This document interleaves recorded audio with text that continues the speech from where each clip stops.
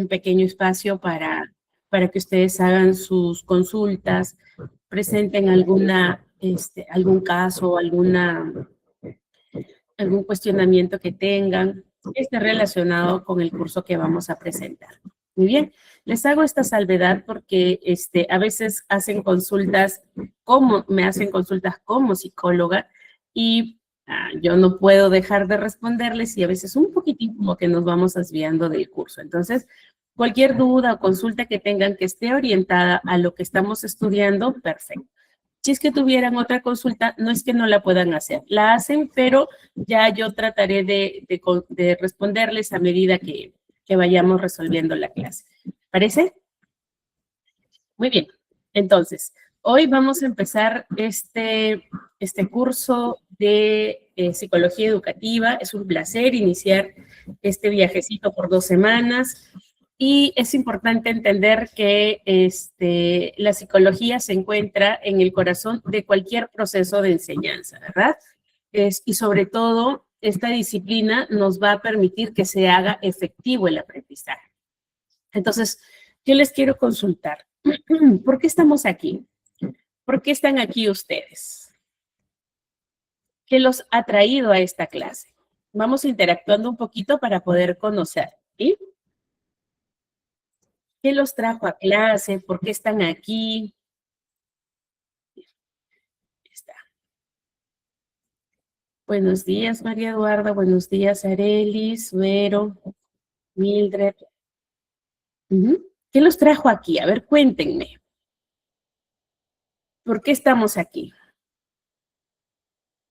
Todos nosotros hemos experimentado, ¿verdad? Para aprender. A ver, voy a darte el pase. Andrea, levantaste tu manito.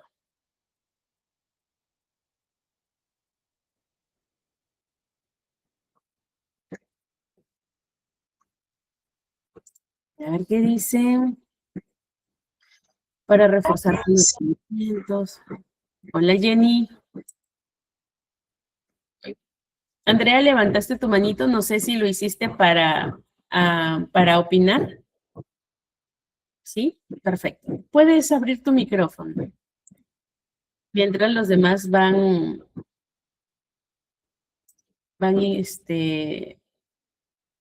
opinando por el chat. Si no puedes, Andrea, puede ser Alma, que es la segunda que estaba con la manita levantada. A ver, para aprender más, aprender de la psicología, trabajo con niños con TDA, y quiere conocer un poquito más, dar reforzamiento. Alma, abriste tu micrófono, a ver. Buenos días.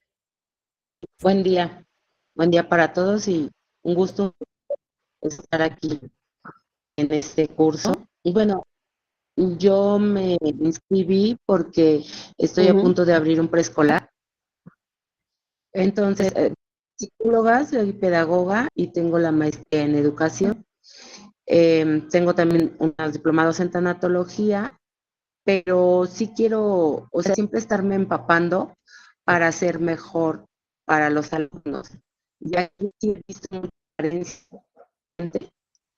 y la verdad me da mucha tristeza, ¿no? Que siempre sea común lo que hacen, o sea, que sea una más, y honestamente yo no quiero ser una más. Mi escuela no puede ser una más con lo mismo, ¿no? Mis profesores que me van a apoyar no pueden ser uno más, entonces nos tenemos que preparar para ser excelentes, o sea, tener una mejor calidad y capacidad de enseñanza para los niños.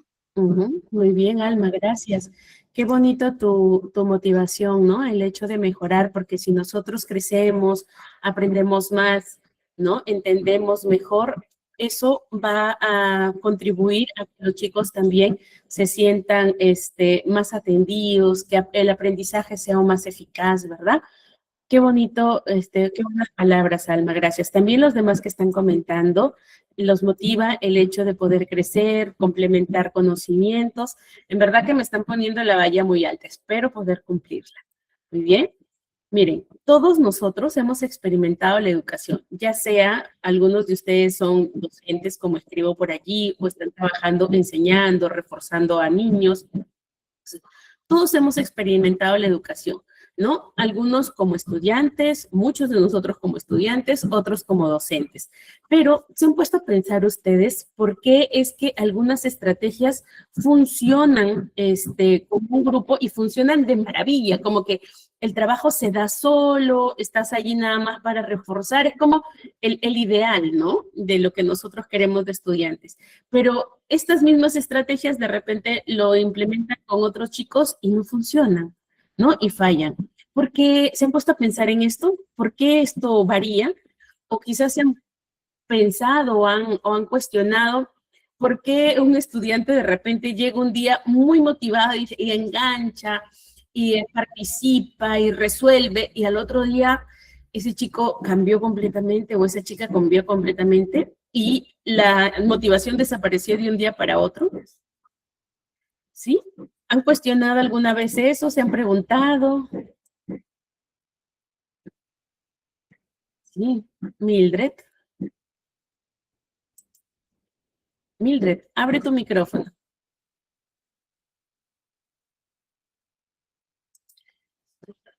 Bien, Mauricio. Buenos días, ¿cómo está? Buenos Estoy días. desde Venezuela.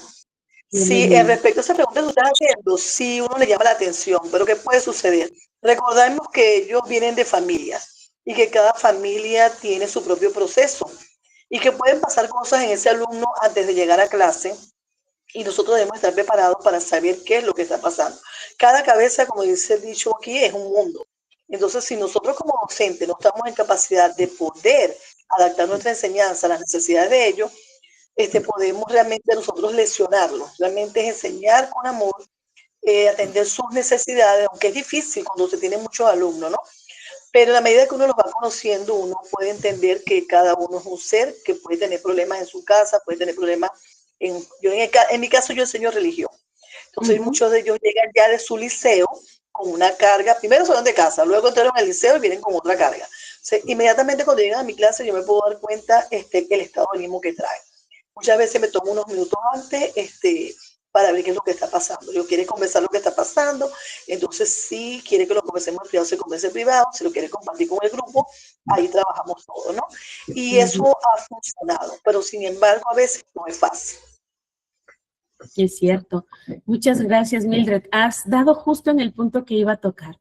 Es justamente lo que nos va a permitir el entender, ¿no? Estos conceptos o las teorías psicológicas nos va a permitir entender qué ocurre más allá del aprendizaje, porque nosotros recibimos a chicos en el aula que no solamente vienen dispuestos a estudiar, sino que vienen con todo su mundo, con todos sus líos, con todas sus dificultades, con toda la motivación y quizás también con toda la predisposición, ¿cierto? Entonces, la psicología educativa nos va a permitir que nosotros podamos tener así como una caja de herramientas, ¿ok? Para comprender qué ocurre con nuestro estudiante y optimizar el proceso. Entonces, esa es la ventaja. Va a ser como un puentecito, ¿no? Un puentecito entre lo psicológico y entre lo pedagógico que va con nuestra práctica diaria.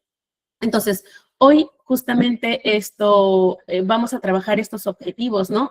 Entender o comprender los principios de la psicología, diferenciar los roles entre el docente y el psicólogo.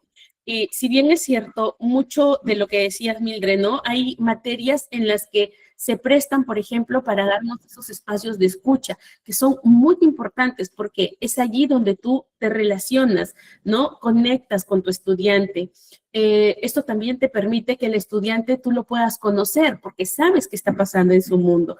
Distinto cuando llegas, das tu clase y no te vinculas con ellos. Entonces, es importante el que nosotros podamos entender también estos roles. No por el hecho de que ustedes de repente no sean docentes y no sean psicólogos, no van a poder vincularse con ellos. Es importante. La parte emocional, la parte social es fundamental. Tiene que ver mucho con la motivación y con el compromiso que vamos a poder destacar para con nuestros estudiantes.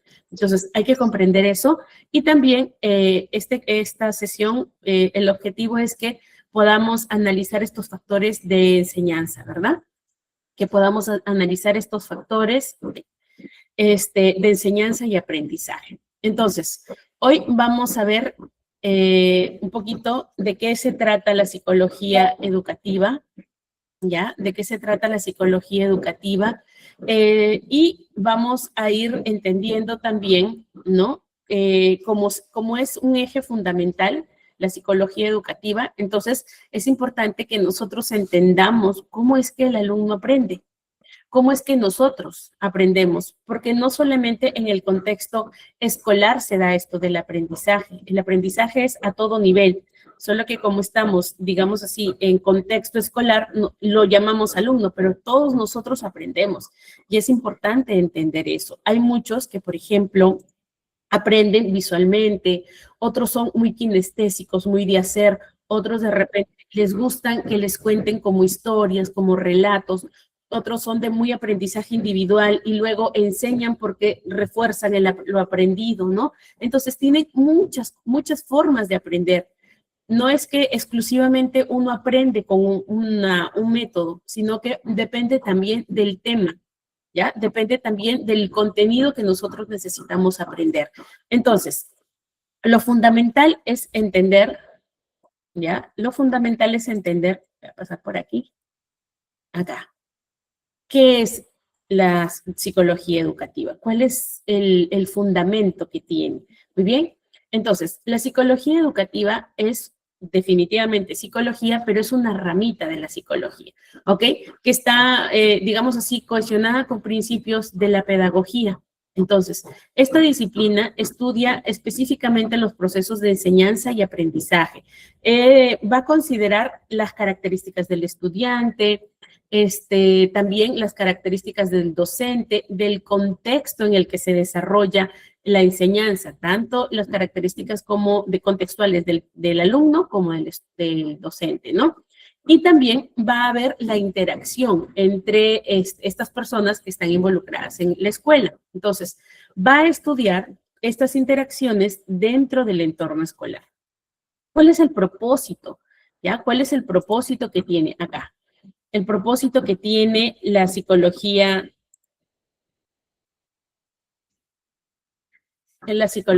educativa. Entonces, su propósito es comprender cómo aprendemos, ¿ya? Cómo comprendemos, cómo aprendemos, de qué método nos valemos para poder enseñar, para poder aprender, ¿ok?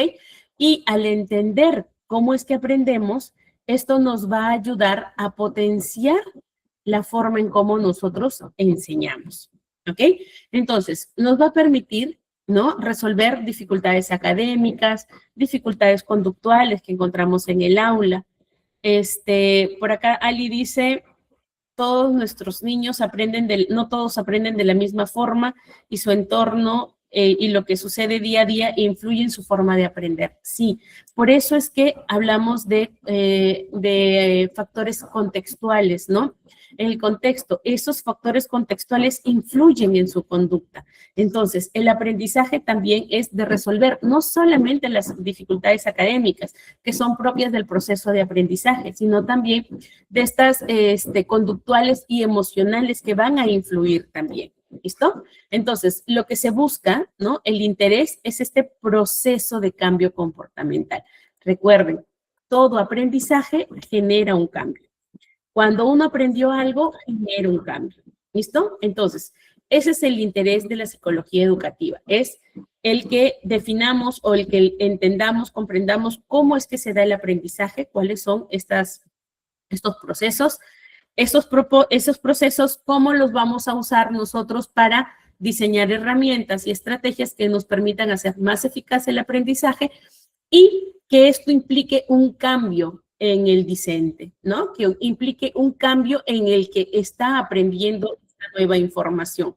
¿Por qué? Porque lo que se busca no es solo que se aprenda y que eso sea estático, sino que modifique, que mueva, que actúe, ¿ya? Que lleve a actuar a las personas. Entonces, esto va a incluir, ¿ya? Va a incluir que no solo lo que se aprenda se use en el aula formal, sino que esto promueva el aprendizaje que sirva para todo, que beneficie para todo, para la comunidad, para la familia, para el propio trabajo, para desarrollar habilidades de la propia persona.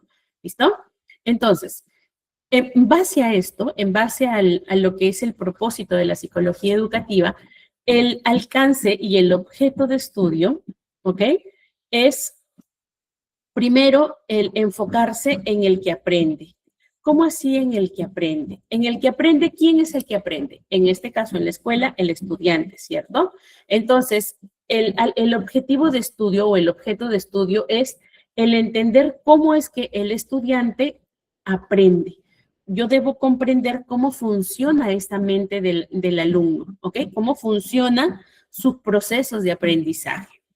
Para eso voy a tener en cuenta los procesos cognitivos que tienen que ver con la memoria, con la atención, con la capacidad de resolución de problemas y con la metacognición, que es el ¿para qué aprendo esto y cuándo uso esto?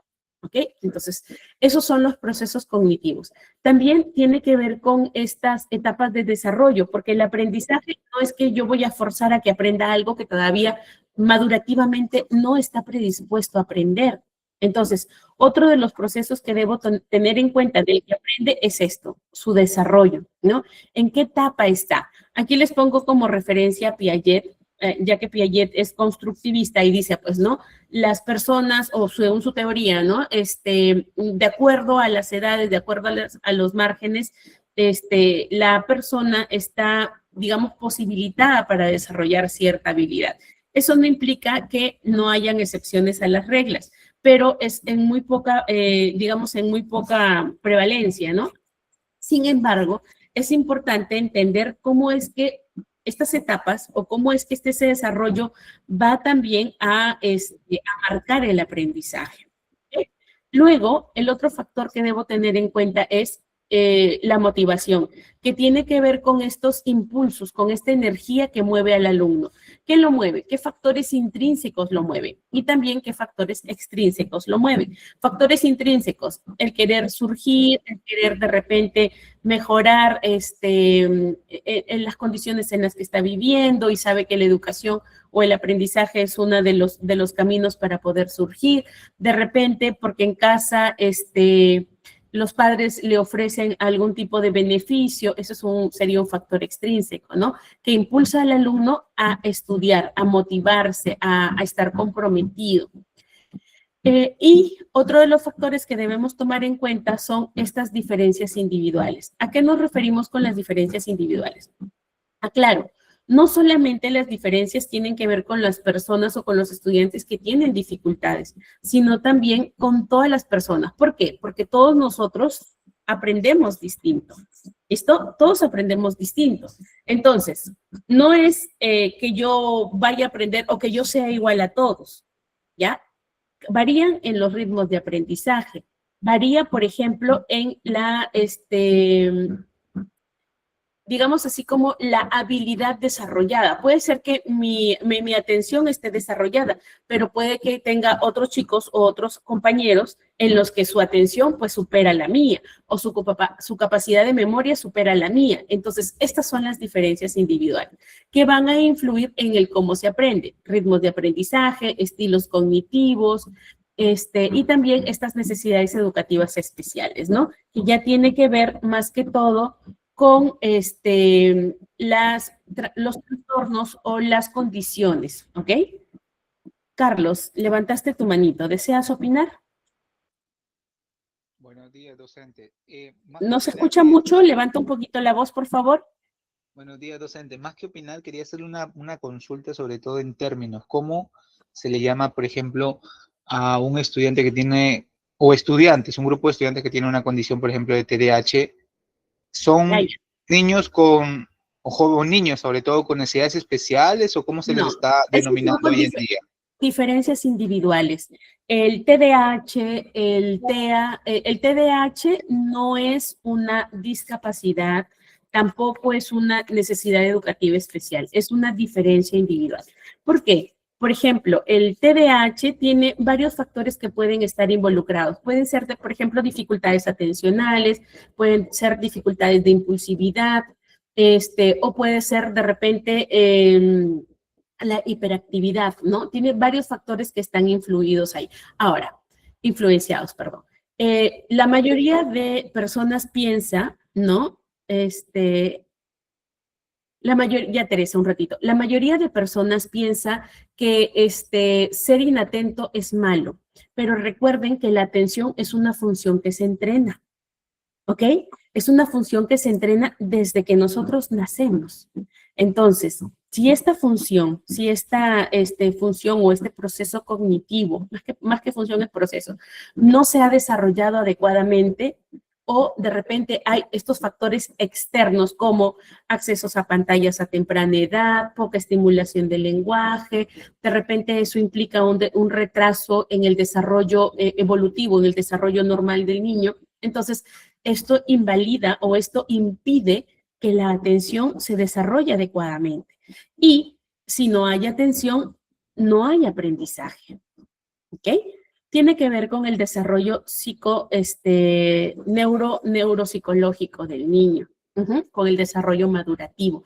Por eso es que no le podemos decir que es una discapacidad o una necesidad educativa especial. Una necesidad educativa especial es, por ejemplo, la discapacidad intelectual, ¿ya? Una necesidad especial es el síndrome de Down. Viene con algunas,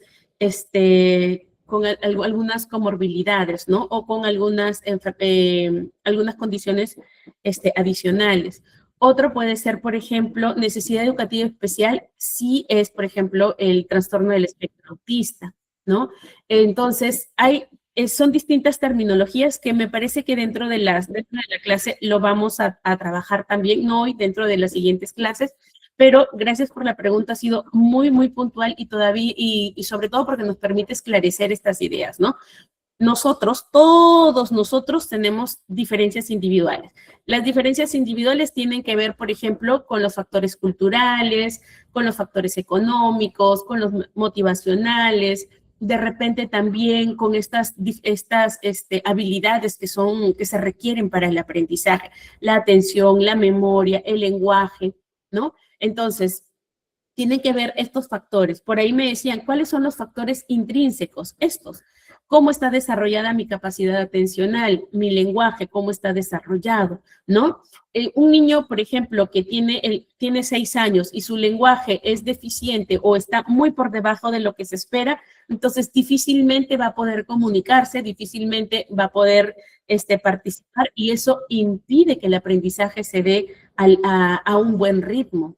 ¿Okay? Entonces, sí hay factores que van a influir. Por eso es importante que a medida que nosotros dentro de la escuela identifiquemos alguna dificultad o algún factor que me llama la atención, derivemos a evaluar. No porque, para que me lo etiqueten. No, es importante para poder identificar tempranamente.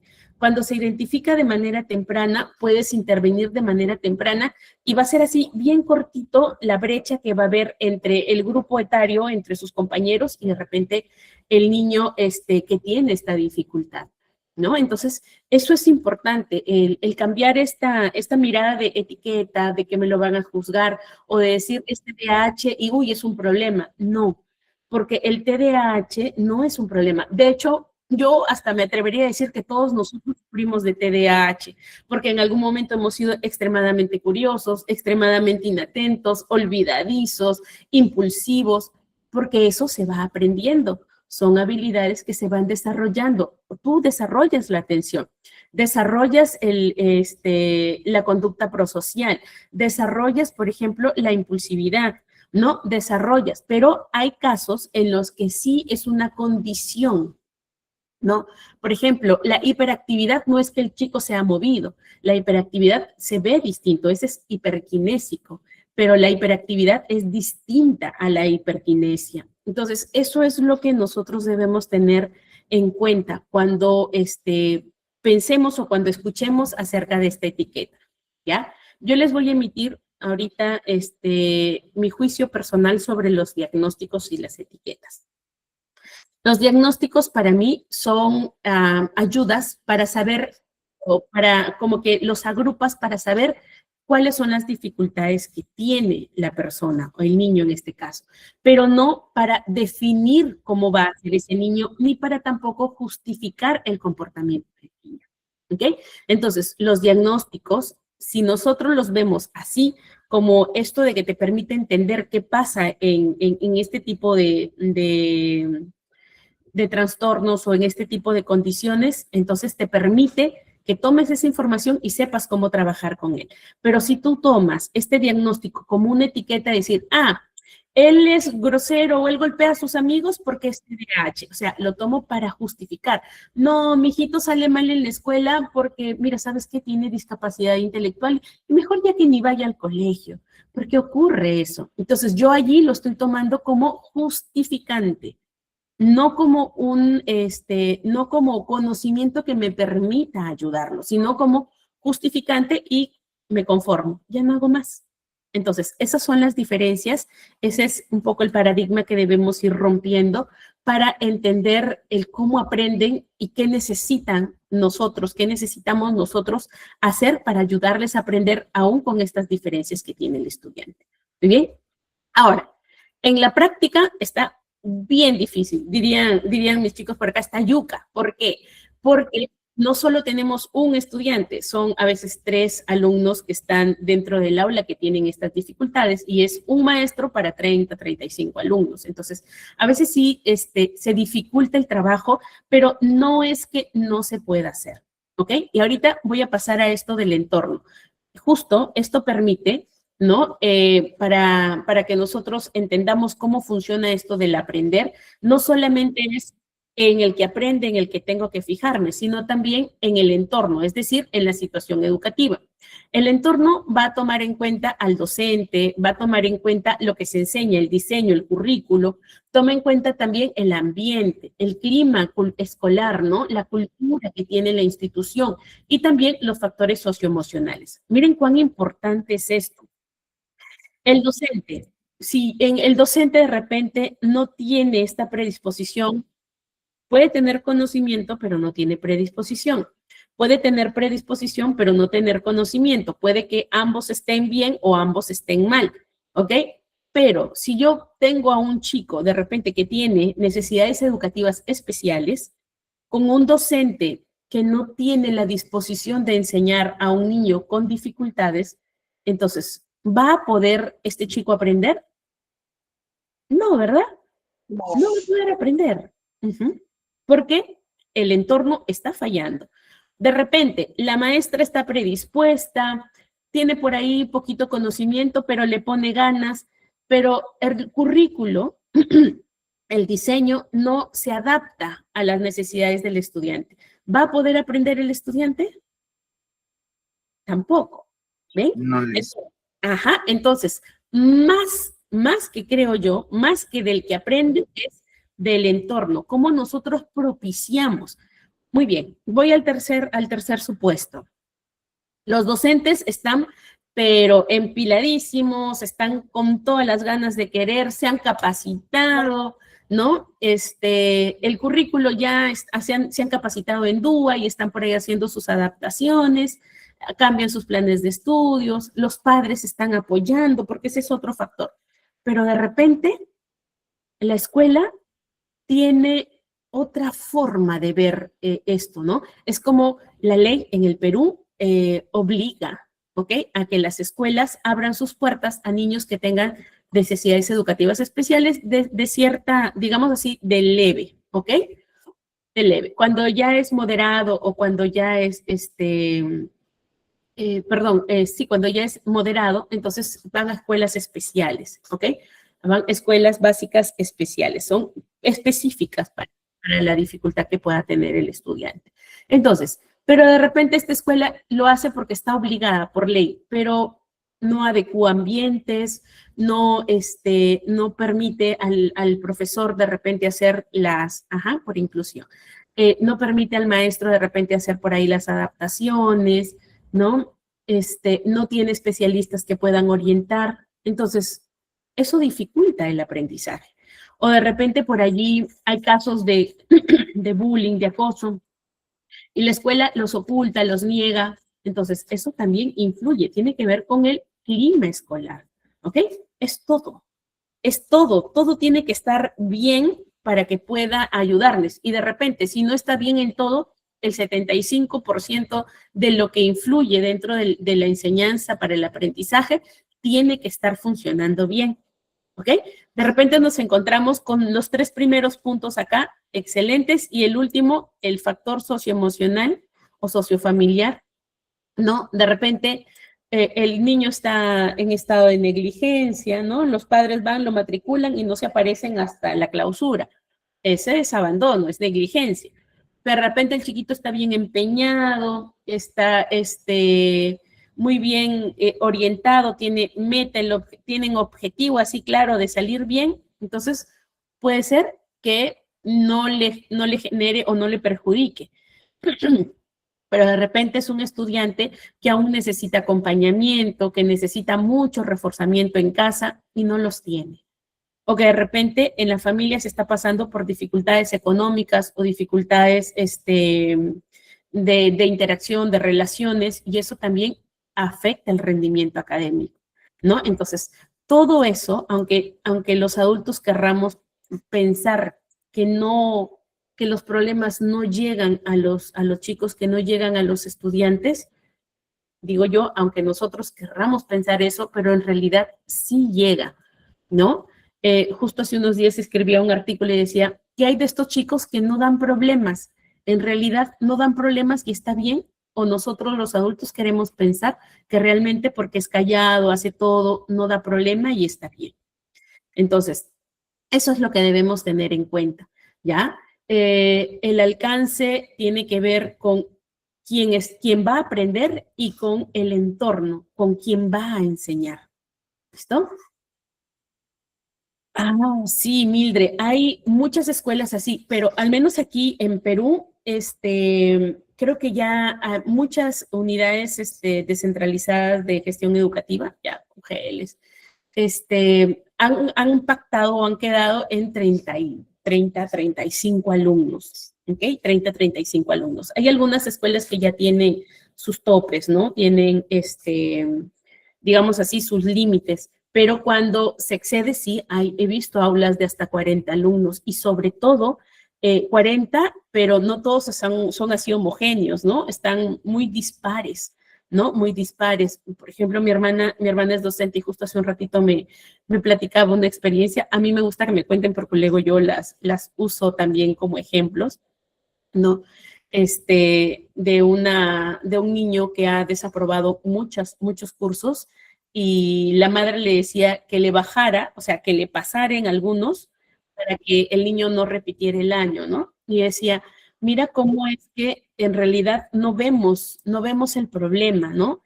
De repente lo estamos viendo por el hecho de lo que implica un año perdido, lo que implica el que el chico de repente vuelva a repetir, ¿no? Los padres, el retraso, todo eso, pero no analizamos realmente por qué tenemos esos resultados, ¿no? ¿Por qué es que llegamos allí? Porque es que hay que esperar hasta diciembre o enero para recién preocuparnos por cómo va el estudiante. Entonces, esto es importante, ¿ya? Es importante dentro de lo que nosotros vamos haciendo en el trabajo escolar, es también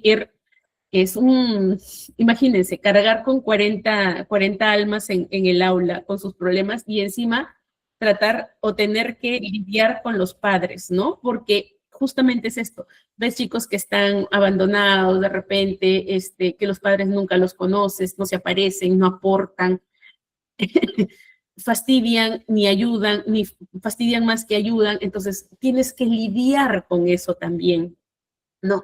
Tienes que hablar con los padres, convencer a los padres, trabajar con los padres. Entonces, el trabajo educativo en realidad no es solamente de trabajar con el discente, ¿no? Es trabajar también con estos factores sociofamiliares, ¿no? O trabajar con la familia y con la comunidad. El ámbito de aplicación, ¿no? Ya lo veníamos conversando un poquito por aquí, decía, es dónde se da o dónde se desarrolla la psicología educativa en el aprendizaje, en todo lo que tenga que ver con procesos de aprendizaje. Entonces, el proceso de aprendizaje es con las técnicas de estudio, por ejemplo, ¿no? Algo que yo hubiera deseado cuando era estudiante de secundaria, sobre todo, de primaria y de secundaria, que me hubiera enseñado era como estas técnicas de estudios, ¿no? Que yo las vine a aprender casi a mitad de mi formación profesional, pero si yo hubiera conocido esto en la época escolar, creo que hubiera mejorado, hubiera tenido mejores herramientas para poder estudiar. Entonces, la psicología educativa tiene que ver con esto, ¿no? Con estas técnicas de aprendizaje, técnicas de estudio les llaman. ¿No? Cómo organizar mi tiempo, la toma de notas, los repasos espaciados, ¿no? Los resúmenes, los cuadros.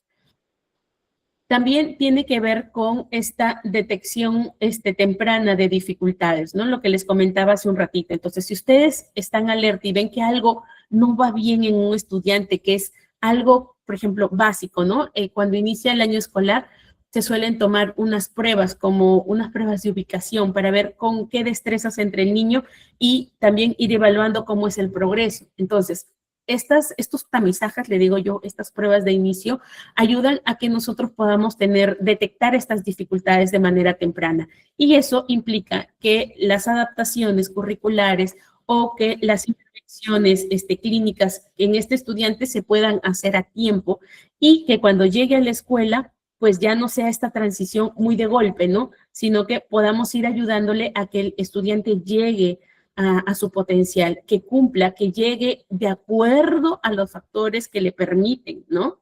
Porque de repente, justo hace un mes, una mamá me decía, mira, mi hija ya pasa secundaria, la primaria la ha pasado así, pero, ¿qué te digo?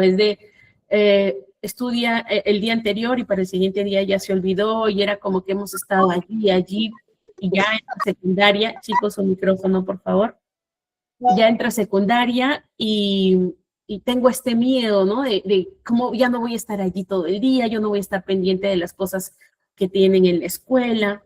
Entonces, quiero saber si en realidad tiene dificultades, ¿no? Cuando se hace la evaluación, sí salió en borderline, ¿no? Salió con una discapacidad intelectual leve. Y pues la madre me dice, yo ya me lo temía, pero era algo como que no quería aceptarlo, no quería afrontarlo. Ahora la realidad pega difícil. Digo, bueno, ahora que ya lo conoces, ahora que ya lo sabes, empecemos a trabajar para que pueda tener algunas estrategias que le ayuden. De hecho, no va a ganar los primeros puestos en las competencias que requieren mucho análisis, de mucho trabajo, pero podemos ayudarle a que otras habilidades desarrolle. Por ejemplo, esta niña es muy empática, muy dada para las cosas artísticas, muy de manualidades, muy de estas cositas, ¿no? Y me decían, a mí, yo quiero ser chef. Entonces, vayamos orientando a esto, ¿no? Vayamos orientando todo el trabajo a que pueda cumplir con su deseo. O sea, no todos van a tener un desarrollo excepcional, pero cuando detectamos alguna dificultad, lo importante es fomentar esta motivación. O sea, está bien, yo tengo esta dificultad, pero esto no implica que yo no me pueda esforzar. Entonces, por eso les decía, tomar los diagnósticos como empuje, como combustible para poder lograr metas, no como justificante. Ah, no, yo ya no le pido que se esfuerce porque igual no va a aprender. O sea, ¿para qué le voy a decir que se esfuerce? Es así. No es tanto el talento, sino la disciplina que se puede hacer. Recuerden que son habilidades, que son cosas que se pueden entrenar. Entonces, yo puedo decir, tengo un coeficiente intelectual muy alto y por eso ya no trabajo. Hey, así puede ser genio. Si no practicas, si no trabajas, se pierde, se estropea. Entonces, todo tiene que ser con dedicación, con trabajo. Todo se logra con esfuerzos, ¿ya? Entonces, en esto se enfoca la psicología educativa. También esto tiene que ver con la conducta, ¿no? El entender, para nosotros, la conducta siempre tiene un mensaje, ¿ok? Siempre tiene un mensaje. ¿Qué examen se hace? Se hace una evaluación, se aplica un screening para ver cuáles son las habilidades o las competencias que tiene desarrolladas el estudiante, el niño o la niña, pero sobre todo se aplican test de inteligencia, ¿ok? Test de inteligencia para evaluar. Aquí no solamente se evalúa el coeficiente, sino también, al menos de mi parte o en consulta siempre, tratamos de hacer también la evaluación socioambiental, ¿no? En las escuelas en las que están. Entonces, yo recuerdo que esta niña estaba en un colegio, por ejemplo, un colegio que es súper exigente, es un colegio de ciencias, digámoslo así, ¿no? Entonces, la niña no está en sus habilidades las ciencias, ¿no? Y una de las recomendaciones era que buscáramos una escuela que potenciara más otras habilidades, que las hay. Por eso les digo, depende del enfoque que tenga en la escuela, ¿no? Entonces, está en eso la mamá para que se pueda potenciar otras digámoslo así, otros dones del estudiante, ¿no? Entonces, tiene que ver también con la conducta, el análisis, de entender toda conducta tiene un motivo. Ay, no, él es un malcriado, le pega a los niños porque es un malcriado, es un niñito, es un niño que es muy tímido, es muy chochito. No, esos son interpretaciones. Entonces, para nosotros es importante entender cuál es la función que cumple una conducta. El niño pega, el niño es grosero, el niño agrede, el niño no participa. Ok, tiene problemas en su casa. Ok, veamos. De repente la familia es atenta, pero no de la forma en como el niño requiere, ¿no? De repente está bajo el cuidado de un adulto, pero de repente el adulto no se relaciona con el niño. O sea, lo cuida, lo alimenta, lo cuida, lo viste, ve que las cosas, pero es distinto a que se vincule. Entonces, hay varios factores que hay que observar, investigar para entender. Pero sí, toda conducta tiene una función, ¿ok? Y no solamente centrarnos en el síntoma. Otro es que la psicología educativa también va a influir o va a permitir que podamos crear estas rutinas, ¿no? Pautear, colocar límites, ¿no? Establecer límites dentro de nuestras aulas, por ejemplo, ¿no? Entonces, límites, conductas claras, sanciones, consecuencias. Esto tiene que ver también con el cómo entender justamente la conducta. ¿Qué función tiene la conducta y qué puedo hacer yo para ir cambiando esta conducta que no es algo que esperamos del estudiante? ¿Listo? Entonces, es importante atender estas dificultades para evitar que esto escale, ¿ok? En abandonos, por ejemplo, en que el alumno deje de ir a la escuela, ¿no? En que deserte, ¿no? O de repente que empiece a consumir sustancias o que empiece a juntarse con personas que le son perjudiciales. En cuanto a lo socioemocional, por aquí creo que hay chats un ratito.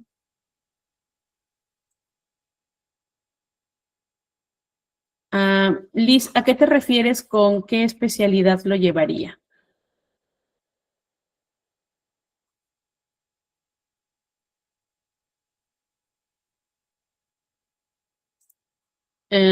Sobre lo que estábamos hablando de las evaluaciones. Ajá, ok. Un psicólogo puede ser especialista en dificultades del neurodesarrollo, puede ser un especialista en problemas de aprendizaje, puede ser un psicólogo también, sin especialización, pero sí con atención o con formación. Que puede hacerlo. Solo los psicólogos hacen las evaluaciones de coeficiente intelectual, sí. Psiquiatras, sí, pero no es casi su rubro, ¿ok? Más son psicólogos. ¿Cuál es la diferencia entre conducta y comportamiento? Bien, buena pregunta. Miren, más que todo es un enfoque teórico, ¿ok? Muchas personas dicen conducta y comportamiento es lo mismo. En el lenguaje cotidiano se suele emplear como sinónimos, ¿ok? Pero para nosotros no es lo mismo. Es decir, la conducta y el comportamiento no son equivalentes. La conducta es toda acción que yo puedo observar y que puedo medir, ¿ok? Y que esta conducta va en respuesta a algún estímulo del ambiente. Esa es una conducta. El comportamiento, ¿ok? Es usado, digámoslo así, como la suma de conductas, ¿ok? Es usado en enfoques cognitivos más que todo. Entonces, el comportamiento es describir, ¿ok? Las acciones, el conjunto de acciones, las actitudes de una persona que pueden estar influenciadas por factores internos y externos, ¿ok? Entonces, conducta es algo que yo observo y que puedo medir, y el comportamiento es como lo más global, ¿no? El conjunto de acciones, como les decía. ¿Listo? Entonces, el comportamiento es más que interpretación y la conducta es el hecho, la acción.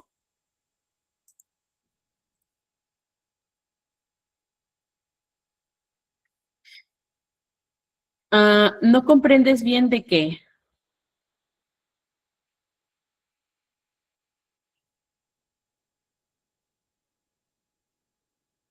A ver, Lady, si completas, por favor, qué es lo que no comprendes para poder explicar.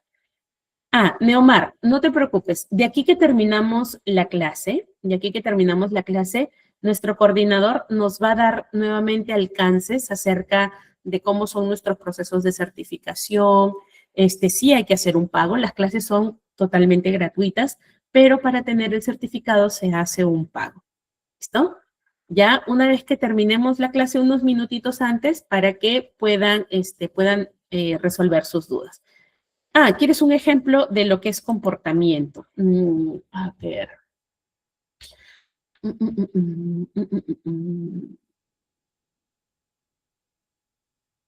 Ya. Por ejemplo, ¿no? El que yo pueda decir, este niño tiene un comportamiento desafiante, ¿ok? Está ansioso, es desafiante, es ansioso, ¿no? Se comporta de manera inadecuada en clase. Entonces, el comportamiento desafiante viene con más conductas. Por ejemplo, no respeta la autoridad, conducta, no respeta la autoridad, no asume, no evalúa riesgos, ¿no? De repente usa palabras groseras para referirse a las personas, entonces comportamiento desafiante, perdón, ¿ya? Comportamiento ansioso, se come las uñas, llora cuando está frente a, digamos, a situaciones en las que debe resolver problemas, ¿no? No habla, suda, entonces comportamiento ansioso. Si yo digo la conducta es, por ejemplo, alguien que va a exponer, ¿no? La conducta, su oración, ¿no? Habla trabada, manipulación de las manos, ¿no? Hombros encorvados, de repente, el tono de voz, por ejemplo, un tono de voz bajo. Entonces, esas son conductas. ¿Listo? ¿Te logré ayudar, Flor? Lady, perdón, ¿sí? Ok. De nada, Lady. Me gustaría saber si la psicología educativa se ocupa también de... Sí, es en todo. Como les decía, la psicología educativa es todo el proceso de enseñanza-aprendizaje en cualquier etapa, ¿ok? En cualquier grupo etario. Solo que aquí nosotros estamos exclusivamente en la etapa educativa, ¿no? En la educación básica. Todo el proceso inicial, primaria, secundaria y superior. ¿Ok? Perfecto. Muy bien, gracias a ustedes. Me hacen pensar y eso me gusta. Muy bien. Por aquí yo estudio psicología educativa en Ecuador. Muy bien, Javier. Muy bien. Felicidades. Termina, continúa. Muy bueno que se estén preparando, que se estén formando bien. Muy bien. Entonces, estos son los ámbitos de aplicación, ¿no? También pueden trabajar en el ámbito socioemocional. El trabajo socioemocional, a mí me encanta hacerlo, justamente me gusta enseñarles a los maestros el poder hacer este trabajo, aunque muchos me dicen, no, es mucho trabajo, Jessica, nosotros no estamos para eso. Le digo, pero mira, si te tomas un poquito de tiempo al inicio del año, durante todo el resto del año va a ir bien. ¿Por qué? Porque ya trabajaste el problema, ya te anticipaste. ¿Cuáles son estos problemas socioemocionales que ocurren? Por ejemplo, los niños que recién llegan en inicial, ¿no? el proceso de adaptación, vas a encontrar niños que lloran mucho, niños que de repente se escapan, niños que se frustran muy rápido, porque es normal, se están adaptando a un nuevo ambiente. Tienes que aprender a trabajar. Tienes en primaria o en secundaria, por ejemplo, por ahí niños que responden de manera grosera o que son muy toscos, entonces les enseñas a trabajar la asertividad y la comunicación asertiva, a que resuelvan problemas, en vez de que estén diciéndote, Miss, me sacó la lengua, Miss, me cogió, Miss. Tú les enseñas, ¿verdad? Les enseñas cómo trabajar, cómo resolver problemas de manera pacífica. O sea, les entrenas en habilidades sociales, ¿ok? Y luego eso te va a permitir que tú también puedas anticiparte a situaciones que están en amago, es decir, que están recién empezando, ¿ok? Por ejemplo, chicos por ahí que se hacen bromas toscas. No, Miss, es un juego de nosotros. Sí, pero en el aula, recuerden, mi límite, recuerden la norma. El trato es respetuoso. Lo pido dentro del salón y fuera del salón. Entonces, ¿ves? Con eso vas trabajando. Y el clima escolar que también tiene que ver con esto. Yo lo enlazo mucho acá. Si en tu aula tú atiendes estas cosas que de repente a veces las pasas por alto porque te toman tiempo, ¿no? Decía por ahí, Mildred, decían, yo escucho a mis chicos.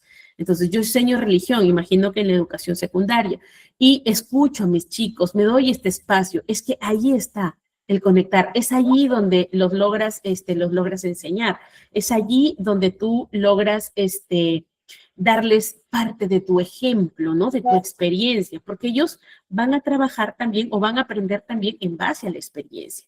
¿Listo? Entonces, es importante que vayamos desarrollando dinámicas comunicativas, dinámicas de poder, ¿no? Escalas de valores tan desaparecidos que están ahora en nuestros estudiantes. Entonces, es importante que también dentro del aula nosotros vayamos reforzando esto. Lo hace la psicología educativa, lo hace también la pedagogía. Por ahí me preguntaban si daba consulta. Sí, claro que sí. ¿Cómo se haría con niños agresivos tanto verbal como físicamente? Ya, aquí hay que entender, como les decía, identificar cuál es la función que tiene esa conducta. ¿Cuándo aparece esa conducta agresiva? ¿Qué tipo de conducta agresiva es? ¿No? Me dices aquí, verbal y física. ¿Cuándo aparece? Antes de esto que aparece y después de cómo se refuerza esa conducta. Lo vamos a entender, Neomari, lo vamos a entender justo dentro de la formación de este cursito. Vamos a trabajar parte de lo que es el condicionamiento. Allí lo vamos a entender bien, pero es importante que yo no solo me fije en el síntoma, les decía, el síntoma es que pega, el síntoma es que fastidia a los demás, que agrede verbalmente, ya, tengo que ir más atrás de eso. ¿Qué está pasando? ¿Qué me lleva a eso? ¿Ok? Más atrás, es decir, ¿cuándo aparece esa conducta? ¿Por qué aparece? ¿Cómo refuerzo yo? Porque de repente el chico lo hace para llamar la atención y yo le llamo la atención, entonces cumplí su propósito, que era llamar la atención a través de una conducta inadecuada, el gritar, el de repente usar palabras soeces o el de repente fastidiar a algún compañero, ¿verdad? Pero si yo no hago caso a esa conducta, pero corrijo de manera adecuada, entonces esa conducta decae, desaparece, se extingue. Entonces, eso hay que ir viendo. Hay que ver también la intensidad, ¿no? Agresivo o es un comportamiento tendencioso, fastidioso. Puede ser por ahí otros factores que no netamente sean conductuales, sino que ya se vuelvan trastornos, como les decía, el negativista desafiante o oposicionista desafiante. ¿Listo? Pero ya no me pregunten más de eso, que si no, no avanzo, ¿ah? Vamos a ver aquí rapidito. Nos queda media horita. Vamos a ver rapidito algunas teorías para ir, entendiendo la base teórica, ¿ok? La base teórica para entender cómo se dan estos procesos de aprendizaje. ¿Listo? Muy bien. Entonces, vamos a ir viendo ahorita el constructivismo. Ahí sí se ve, ¿no?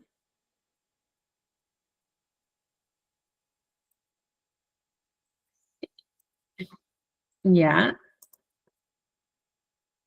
¿Qué me dices por acá? ¿Qué son dinámicas, profe? ¿Qué son dinámicas de poder? Ya. Las dinámicas de poder son patrones en los que se ejerce influencia, control o autoridad. ¿Listo? Normalmente estas dinámicas de poder se van a instaurar o se establecen dentro de grupos de relación. Eso es importante enseñarlas dentro de aula, ¿ok? Porque esto nos va a permitir que podamos identificar quién influye en quién, cómo influye y cuándo y qué consecuencias ocurren, ¿ok? Entonces, estas dinámicas de poder las vas a evidenciar tú también, tú de repente a través de toma de decisiones, a través de qué también, el cómo reforzamos o cómo sancionamos conductas inadecuadas, la autoridad que pueda haber dentro del aula, el control también de los recursos. Por ejemplo, a mí me gusta mucho enseñar esto a los chicos que vienen a ser brigadieres dentro del aula o que tienen cierto poder dentro del aula, ¿ok? ¿Por qué? Porque muchas veces no se sabe manejar esto. Entonces, pensamos que el que tiene poder, ¿ok? El que tiene poder puede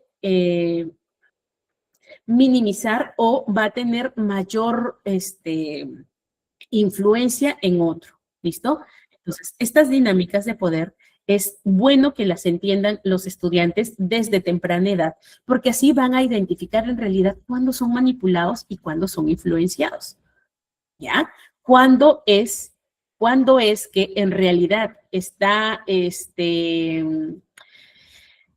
siendo beneficiosa, porque no voy a decir que no sea beneficioso, ¿no? Por ejemplo, que el docente ponga normas dentro del aula, ¿no? Que evalúe los tiempos, que haga evaluaciones, que de repente un chico pueda influenciar en otros, en un grupo para que presenten trabajos a tiempo, para que se exijan, eso está bien.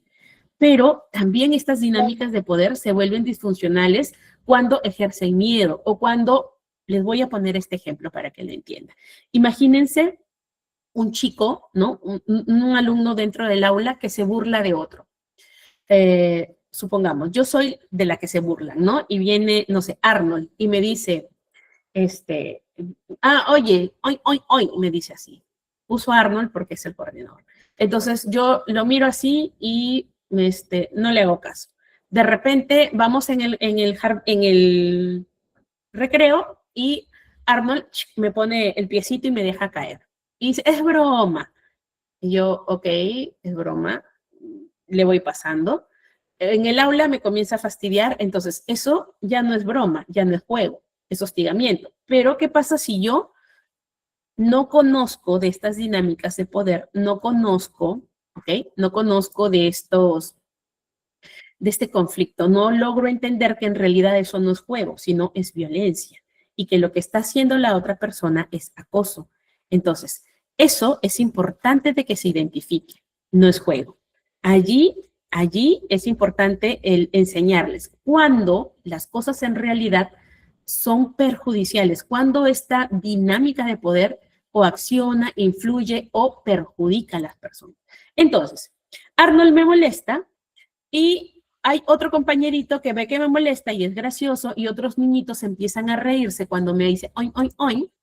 Y los demás también ya dejaron de llamarme por mi nombre y me comienzan a decir oy, oy, oy. Eso, y pasa muy frecuentemente, ¿cierto? Pasa muy frecuentemente. Entonces, esta es una dinámica de poder que ha influido de manera disfuncional en los demás. La burla, ¿no? La intimidación. Entonces, eso es importante de encontrarlo, de detectarlo. Cuando nosotros aprendemos o cuando nosotros identificamos cuáles son estas dinámicas de poder, cómo se manifiestan en la relación, vamos a poder trabajar, anticiparnos al conflicto o al problema. ¿Ok? Entonces, les decía del otro ejemplo, de los ¿cómo les llaman? Brigadieres, ¿no? De repente un brigadier, no sé, Arnold molestó a Jessica, ya, Arnold molestó a Jessica. Y como Arnold molestó a Jessica y ella tiene poder, yo le pongo que también molestó a otras personas y ya. Y empiezo a abusar de mi autoridad y lo comienzo a fastidiar. Entonces, allí, por ejemplo, es una dinámica de poder abusiva, ¿ok? Entonces, todo eso hay que tener en cuenta. Pasa dentro de las aulas muy, muy seguidos. Flor Casas Donaire. Flor, levantaste tu manito, dime. Ah, bien, buena pregunta, Karen. Hoy no me van a dejar avanzar ustedes, pero ya está bien. Karen, ahorita respeto eso. Buenos días con todos. Quien les habla, bueno, mi nombre es Flor Casas, yo soy profesora de secundaria, lengua y literatura, pero ya llevo tiempo en primaria y hay una parte de lo que yo el año pasado llevé también el curso de psicología educativa y que justo usted estaba conversando sobre esto, de qué es lo que nos aporta, ¿no? Lo que viene a ser la psicología educativa. Yo antes no sabía cómo resolver los conflictos en el aula, ¿no? Y más que todo los derivaba. Entonces, mediante este conocimiento, comencé a ver las partes de cómo se ocasiona un conflicto y a qué se debe, ¿no? Entonces, comenzaba a hacer una especie, digamos, en el salón, Análisis. un análisis y todos los alumnos participaban. Estábamos hablando de una población de sexto grado de primaria donde ellos mismos daban sus propios puntos de vista de cómo veían las cosas, ¿no? Y cómo tenían esa percepción de repente un gesto o una forma de actuar de algún compañero y de acuerdo a eso emitían un juicio. Entonces yo comenzaba a hablar con ellos de que qué es lo que pensaba un alumno al ver a su compañera llorando, ¿no? Supongamos, chicos, ya, ven a su compañera Liz llorando. ¿Qué piensas tú que le ha sucedido? Ah, no, que de repente en su casa le pasó algo. No, que alguien le dijo algo o que alguien se burló de ella. O sea, comenzaban a dar esos puntos de vista. Yo le digo, chicos, esto es para llegar a una solución de lo que de repente nosotros pensamos o ¿Cómo suponemos. interpretamos? Claro, cómo Ujú. interpretamos. Y eso ayuda bastante a que podamos llegar a una solución. Entonces, de verdad que es muy, muy interesante. ¿Cómo nos ayuda esto a nosotros como docentes? Porque normalmente cuando no tenemos estas herramientas, solamente decimos, ya, Juanito, La dirección. castigado a dirección, llamamos a tu papá y vemos eso y ya, culpable fue Juanito. Entonces no llegamos a ese punto de por qué reaccionó así Juanito, a qué se debe.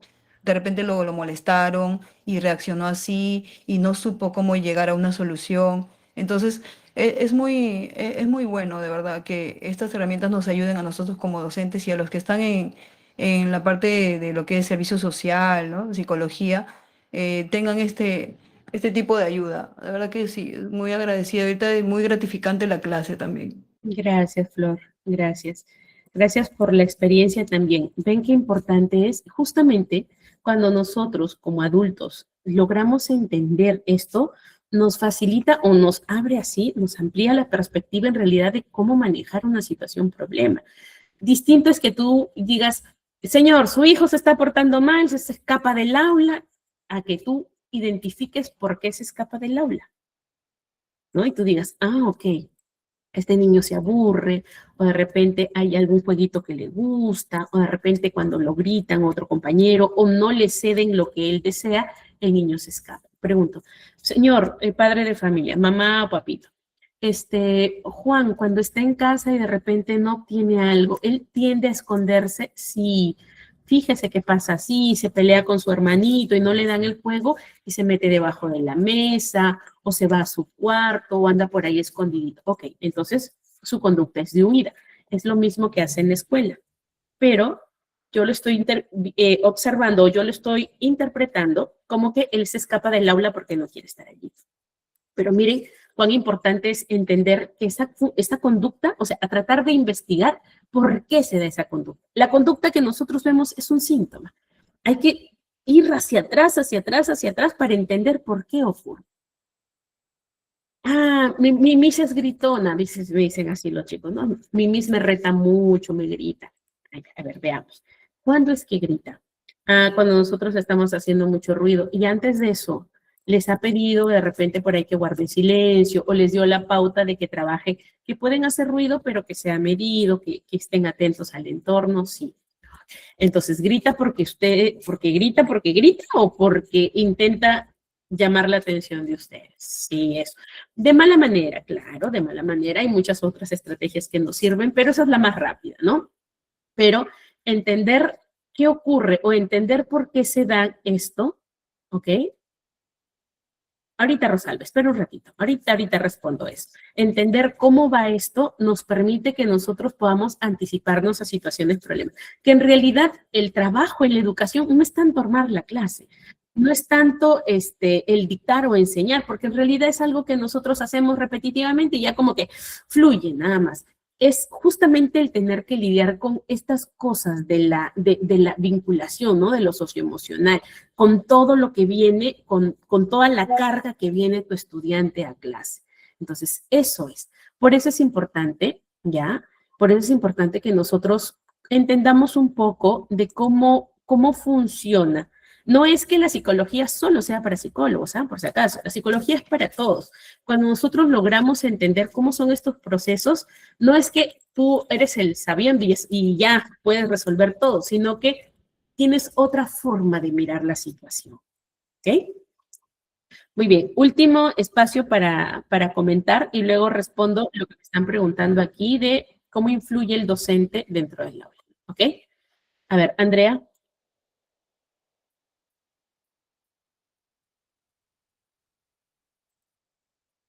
Levantaste tu manito, Andrea.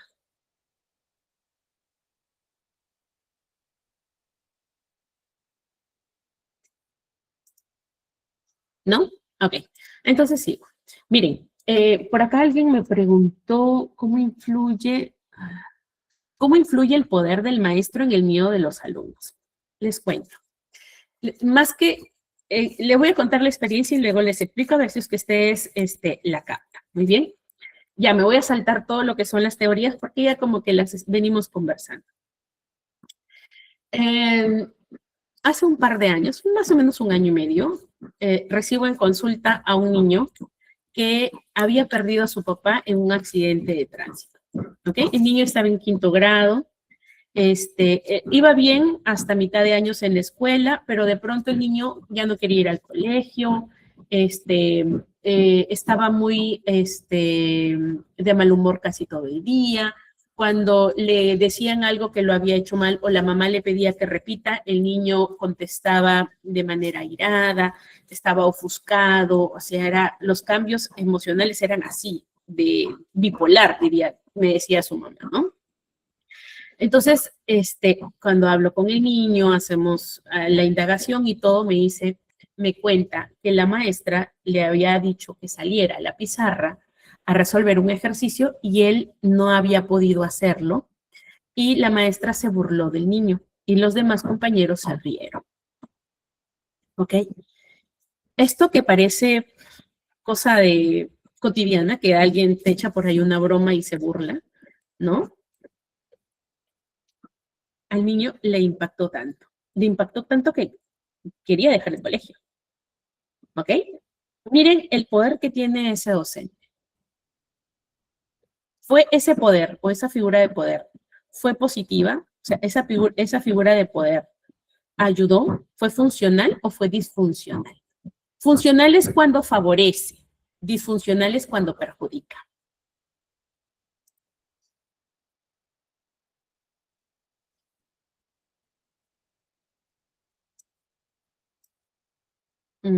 Disfuncional, realmente fue disfuncional. Y cómo esta dinámica de querer nosotros como en broma, cómo en realidad afecta al estudiante. Y este mismo estudiante, luego, para el Día del Padre, bueno, ya no tenía papá, y la maestra había dicho que iban a hacer esta reunión del Día del Padre, pero estaban en que si la hacían o no, porque al final la mayoría no tenía papá. En esa aula no era que no tuvieran papá, o sea, y todos comenzaron a decir, mire, yo sí tengo papá, pero quién sabe Dios dónde está, o sea, de los papás de las familias monoparentales, ¿no?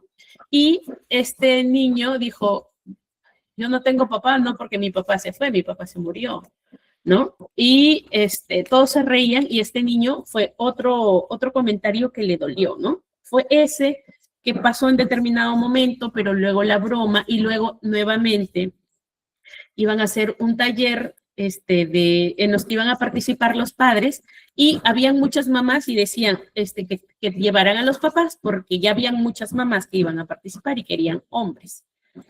Y le dicen a él, oye, trae tu papá, tu padrastro, le dicen así, pues, ¿no?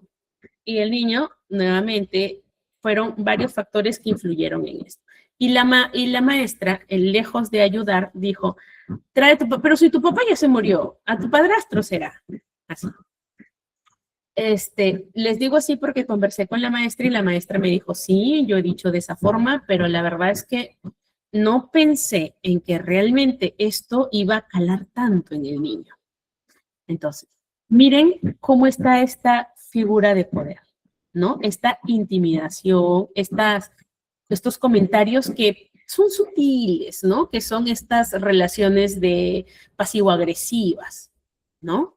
Entonces, aquí se está utilizando una dinámica que en realidad está perjudicando, ¿ok? Es disfuncional, no ayuda. Aquí el maestro, como figura de poder, da, como que da el permiso para que los demás se puedan reír de los estudiantes también. ¿Eh? Entonces, es así. Aquí, esto como que entra un poquito en esta parte de acá, de la teoría sociocultural, entra un poquito con lo que es con lo que es el aprendizaje social también. Entonces, miren, yo veo que la maestra hace esas bromas, bueno, entonces es como que está permitido y lo hacemos todos. Sí, otro ejemplo, ¿no? Trabajan el tema de los alimentos y de repente la maestra dice, pues, ¿no? Que los que están gordos es porque comen chatarra o que de repente toman mucho agua y se hinchan. Y en el aula habían por ahí dos niños gorditos y una niña gordita, ¿no? Y las mamás, después de un mes, iban a reclamarle a la maestra porque una de estas niñas había dejado de comer, que ya no quería comer arroz, que no quería comer lo de acá, andaba midiendo lo que comía, que ya no quería solo verduritas, andaba que se pesaba, se miraba en el espejo. Y la mamá había ido a hablar a la escuela porque como las mamás se comunican, se conversan así, una niña por ahí había contado que la maestra había hecho un comentario así y que habían visto que esta niña comía e iba al baño. Y por ahí escucharon alguna vez, de repente, les hablaron acerca de los problemas alimenticios y por ahí dijo, mamá, ¿no será que la niña está vomitando y es bulímica? Entonces, la mamá alerta a la otra madre, se hablan entre ellas, va a conversar con la profesora y la profesora dijo, yo hablé del tema nunca le he tocado ese tema a los chicos, pero hablé una vez del tema de los alimentos y sí hice comentarios de quienes están gorditos, quienes estamos gorditos, que no sé cuánto. Pero fue así un ejemplo acá. Okay. Lo que pasa es que estos niños son muy sensibles, son muy de cristal, ¿no? A ver. Y le decía yo a la maestra, ¿no? Bueno, es dable que puede ser que sean muy sensibles, que de repente no les gusta que comenten, ¿no?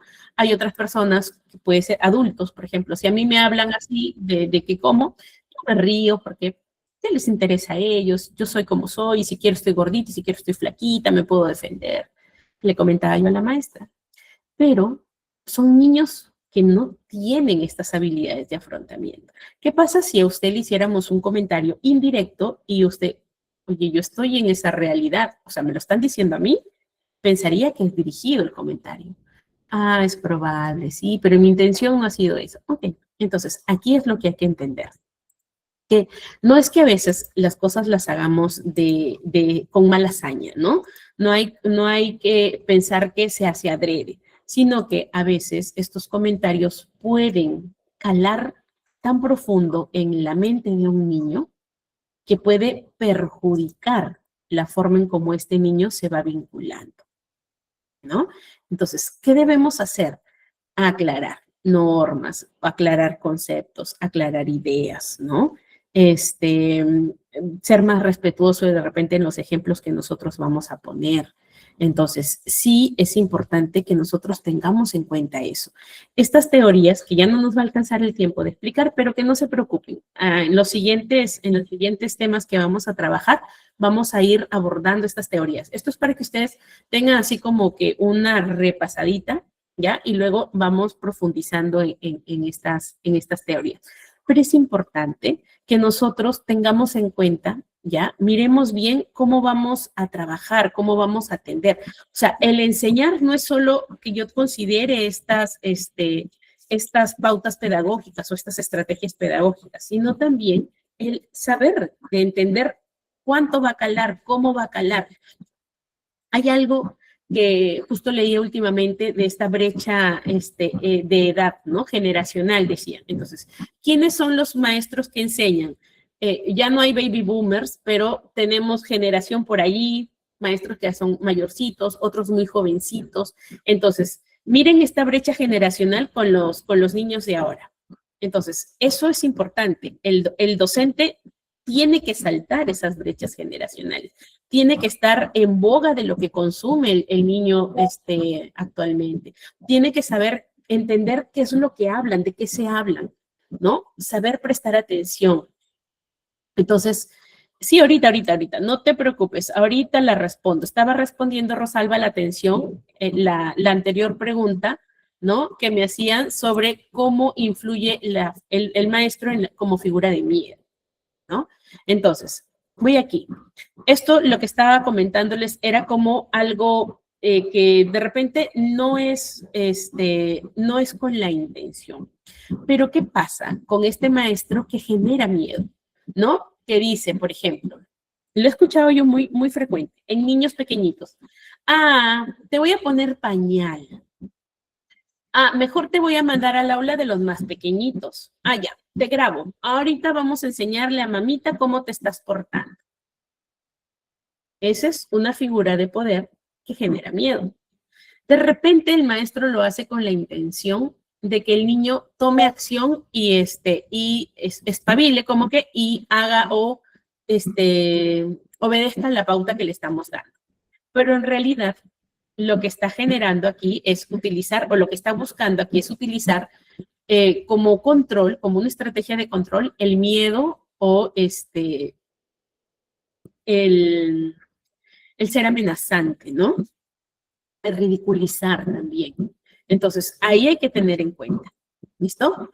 Otra figura de control puede ser, por ejemplo, una figura autoritaria, claro. Puede ser, por ejemplo, haces lo que haces porque yo te lo pido, ¿no?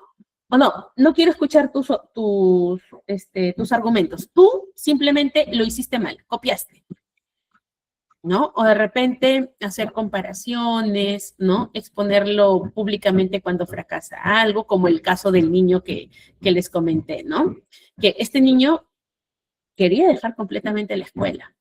Por eso es que la madre acude al servicio, ¿no? Entonces, eso es importante de entender. Los roles, así como hay roles en la crianza, también hay roles en la enseñanza, también hay roles en la forma en cómo nosotros interactuamos. Podemos ser amenazantes, intimidantes, autoritarios, de repente humillantes o incluso hacerlo de manera inconsciente, como les estaba comentando hace un ratito, ¿ya? Muy bien, a ver, por ahí hay hartas manitos levantadas. A ver, vamos a ver qué quieren opinar, que ya no veo los comentarios. A ver.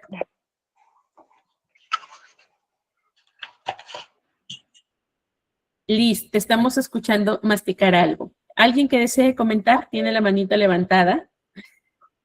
Buenos días. Hola, buenos días. Buenos días, estimada Magíster. Buenos días a todos. Bueno, agradezco bastante la enseñanza que nos ha brindado el día de hoy, la manera en la que ha explicado usted, incluso lo explica como ejemplos, entonces es bastante fácil de poder aprenderlo, ¿no? De todas maneras, quisiera, bueno, tal vez sugerir, si es que sería posible que mejor para que no les estemos interrumpiendo tanto en la clase, las preguntas se puedan hacer tal vez al finalizar sus clases, ¿no? Y así, pues, usted nos puede explicar sin ninguna interrupción. Tal vez sería lo más dable. Gracias. Sí, en realidad normalmente lo hacemos así, pero cuando surgen estas preguntas que nos llevan a ya no solamente revisar la teoría, sino analizar y relacionar lo teórico con lo que nosotros vamos viviendo el día a día y con lo que conocemos y con las experiencias que pasamos, ¿no? Entonces, creo que allí se produce esta parte que es más significativa. A ustedes se les va a quedar más la experiencia que la teoría. pero es importante que relacionen esto que pasa, esto que experimentamos, que lo relacionen con base teórica, ¿ok? Esa es la forma en cómo nos va a ayudar a mirar, a identificar o analizar lo que pasamos de manera profesional, ¿ok? Distinto a emitir un criterio sin entender realmente lo que pasa, es un criterio de interpretación nada más. Pero apuntada la sugerencia, que sí, la siguiente clase vamos a dejar un espacio a lo último para ir respondiendo estas preguntitas. ¿Listo? Sino que a veces cuando comentan bastante se nos escapan algunas cosas, pero está bien. Bueno tu aporte. Listo. Entonces, por acá hay otras manitas levantadas. Andrea y Maye. Bueno, si quieren opinar, avisan voy a bajarlas. Si quieren opinar, levantan la manito para pasarles. ¿Okay? Maye, vale.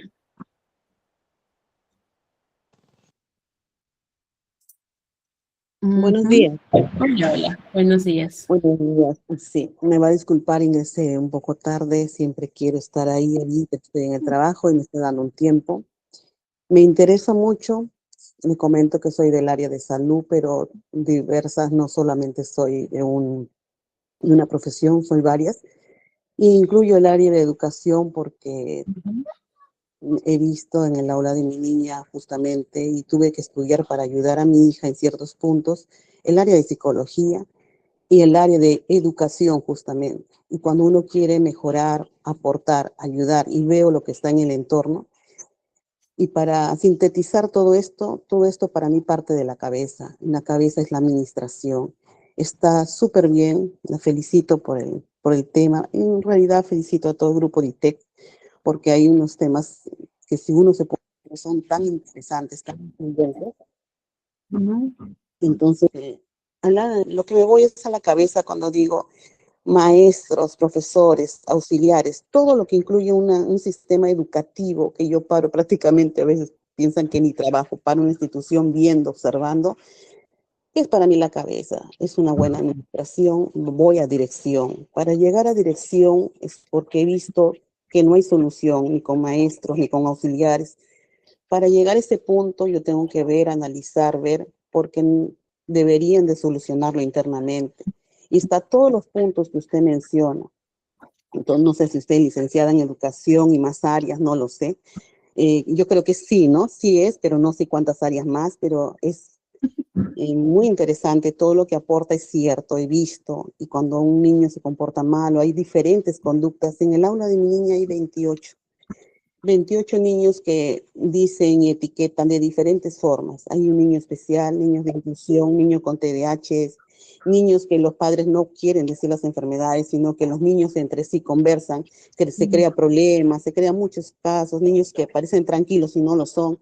Y cuando empecé a compartir y a entrar en el área de educación, aportar en los grupos de trabajo, se encuentran estos casos y uno sabe el por qué. A veces entre padres discuten. Ahora, cuando llegué a conocer a los niños y a ver el comportamiento y entré a estudiar psicología, educación, todo esto, que no es mi área, pero que me interesa un montón porque aporto, que estoy en el área de salud, veo qué interesante, qué influyente y qué de verdad, qué importante es poder ayudar. No solamente porque nace desde casa, sino que se desplaya en el colegio. Y si no hay el aporte necesario, como lo menciona usted, en un auxiliar, en una directora, que la cabeza de la dirección, y si ustedes no están preparados, un personal educativo no está preparado para, como dicen, poder tratar, manejarlo y ser humanista, porque hay que ser humano. Si no lo entiendes, sobrepasas todos los límites. No solamente ser humano en el área educativa, en todo el área, en todas las áreas, y eso se está perdiendo. Si yo llevo esta dirección, pues como cualquier institución que ustedes saben, ustedes trabajan, van a tratar de minimizarlo, cuando es un tema bien, pero bien importante y bien influyente. En un niño, en un adolescente y más si se está formando más adelante. Yo agradezco los temas. ¿Y en qué me favorecen? Me estoy volviendo más hábil, con más conocimientos y puedo apoyar y ayudar, no solo a mi hija, los niños que he visto, como soy del área de salud, llegan acá con los niños que me hacen un cuadro de sistema nervioso, con crisis de ansiedad, depresión, angustia, y de verdad que todo eso cuando uno también le llega y tengo que saber manejarlo. Entonces, agradezco eso, me vuelve más hábil, más capaz y voy a ser bien directa y clara. Y eso me monetiza más, o sea, valgo más por conocimientos, valgo más como persona que voy a poder ayudar y que voy a poder ayudar no solo en mi entorno, sino interno y externo. Y también me ayuda a mí, porque a conocer más Entiendo, este Ana. caso. Muchas gracias, en verdad muchas gracias. Y yo quiero, y voy a preguntar. Y a veces preguntar al final es como irnos del tema, perder el hilito, la emoción del momento, pero sí voy a preguntar en su debido momento. Gracias. No te Muchas preocupes. gracias. Gracias, Ana, por el aporte. Muy bien. Para ir cerrando ya nuestra clase de hoy, no se preocupen, ya la siguiente sesión manejo mejor los tiempos para poder explicarles estas 4 laminitas que son de teorías que se nos han quedado pendientes, ¿ya? Pero miren qué bonita es la excepción de haber trabajado la clase de esta manera, porque así no se hace como que yo solo les doy. Hay bastante devolución y eso enriquece la clase, realmente, la enriquece muchísimo. Y para no irme sin responderle a, por acá está Rosalba, perdón, Rosalba. Te voy a preguntar algo. La forma en cómo hemos llevado la clase hoy, ¿te ha gustado? ¿Has entendido? ¿Se te ha quedado algo?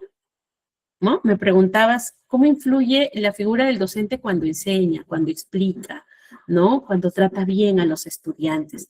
Miren que eso es una forma muy decisiva, ¿ok? O la manera en cómo el docente influye es decisivo. Depende esto del compromiso, depende de esto la participación que pueda tener el estudiante en el aula, la confianza que le pueda dar el maestro a su estudiante de poder opinar, de poder hablar. Y esto es lo que ha ocurrido hoy, realmente, es lo que ha ocurrido hoy. No, si ustedes gustan, revisen las clases anteriores, ha sido más de darles, pero esta sesión es de escucharlos, de verlos, ¿no? De darles estas explicaciones con ejemplos. Exacto. Gracias, Mildred. Se adaptó la clase, porque a veces hay así. Nosotros llegamos a nuestra aula preparado y, ok, les voy a hablar de esto. Yo en mi cabeza hago mis pautas. De repente por ahí, cuando ya noto que el grupo empieza a participar más, preparo algunos casos para poder explicarles. Pero de eso se trata justo el enseñar, de que nosotros nos adaptemos a quién es el grupo de estudiantes, ¿no? Y me encanta, a mí me encanta. Es más, por mí fuera conversatorio, porque así yo sé que podemos nutrirnos un poco más. ¿Okay? No se preocupen, no se preocupen. Voy a cerrar con esto, con la respuesta que hacía, que fue la pregunta que hacía ay, se me fue el nombre otra vez, Rosalba. ¿Ya? Miren, cuando explicamos así de manera clara, de manera cercana, se nos hace más fácil el poder entender la información. El estudiante no está tan ansioso y de que lo que yo digo va a ser bueno, va a ser malo. Entonces, eso es muy bueno, el que se sienta muy cercana a la forma en cómo tú enseñas, ¿no? Y distinto a cuando divagas mucho o de repente cuando usas términos muy rimbombantes o muy teórico, ¿no? Es como que, estoy insegura de hablar, me da miedo hablar, ¿no? Me frustra de repente y ya está, es tan pulido que ya mejor ni lo escucho, ¿no? Mejor hago mis cosas. Entonces, no aprende, no entiende. Entonces, eso es importante de entenderlo. Y otro de los puntos que preguntabas era acerca del trato, ¿cierto? Cuando alguien te enseña de buena manera, cuando es respetuoso, tú quieres que te enseñe, ¿no? Pero si es punitivo de repente, si por allí es autoritario, entonces como que, no, sabes que mejor no me enseñe. Esto me hace recordar, hace unos meses mi esposo me estaba enseñando a manejar auto, ¿no? Y le digo, no, sabes que ya mejor voy a buscar que otra persona me enseñe, porque suspiraba cuando estaba frustrado, me decía, pero ya te olvidaste, y no te acuerdas cómo tienes que hacer, ¿no? Entonces, eso es en parte el trato, ¿no? El trato. Entonces, gracias por la participación. Planeaba dejar unos minutos para poder trabajar, pero no se preocupen, no es mucho lo que nos hemos atrasado. Prometo, lo revisamos el jueves que tenemos la clase. Pero hoy, para hacer un cierre de lo que hemos estudiado, hoy hemos visto y se han fijado en cosas que son más importantes, me parece, ¿no? Para la necesidad que tiene. El hecho de entender cuáles son las dinámicas de poder, el entender cómo es que la psicología va a influir en la forma en que ustedes ejercen su profesión, en el ámbito en el que estén. Como les digo, no es solamente el educativo, o lo educativo no es solamente la escuela, es en todos los aspectos de nuestra vida. Hemos entendido también, ¿no? Cuán importante es entender cuál es la función de la conducta. Miren, entender y cómo es que si nosotros vamos desarrollando estas habilidades que son, no es que tú vengas con ese talento, lo vas desarrollando, cómo es que eso nos permite ir aprendiendo y ir desarrollándose más también. ¿Listo? Entonces, hemos visto el trabajo del psicólogo en la forma preventiva, hemos visto en cómo interviene, como les explicaba, ¿no? En cómo detecta las situaciones, en cuando identifica que algo no está bien, puede trabajar, intervenir o derivar, y también el seguimiento que se le hace al trabajo. De todas maneras, lo revisamos la siguiente sesión y nos encontramos el jueves. Muy bien. Gracias a todos por su participación, gracias por los comentarios. Son 5 clases, vamos una, esta es la primera, empezando el año, así que estamos empezando muy bien nuestro año escolar. ¿Listo? Cualquier duda que tengan respecto al material, ahorita nuestro coordinador nos va a dar el alcance. ¿Perfecto? Nos encontramos el día jueves a las 9 de la mañana. Cuídense. Ahorita les dicen, no se preocupen.